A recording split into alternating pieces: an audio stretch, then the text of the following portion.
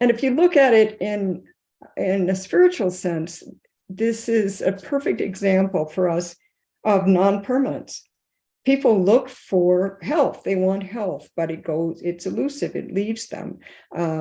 We can't hold on to it. None of us can hold on to it. I mean, obviously, we'll ultimately all die, but we'll probably ultimately all get sick before that happens.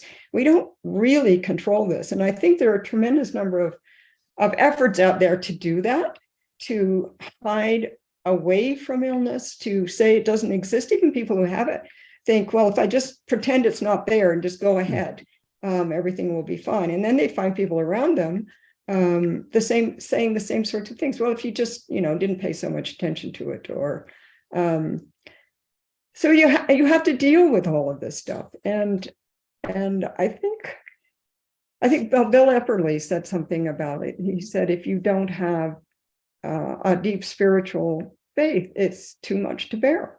It is just too much to bear. So at the same time, it's such a tragedy. It's also a gift. Now, from my perspective, I had really not been engaged in what I would call a spiritual life much until my son got sick.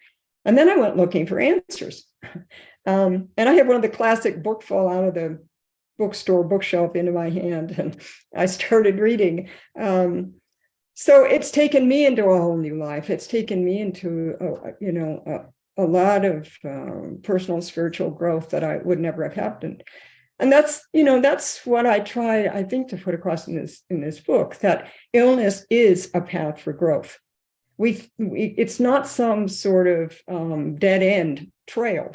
It's as important a trail as any, So yeah, you can spend your life working up the corporate ladder and become wealthy and successful and influential and all, and then there's nothing wrong with that.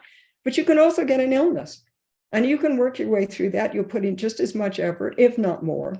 And you'll come out at the end, perhaps with greater integrity, more peace, more capacity for compassion, for empathy.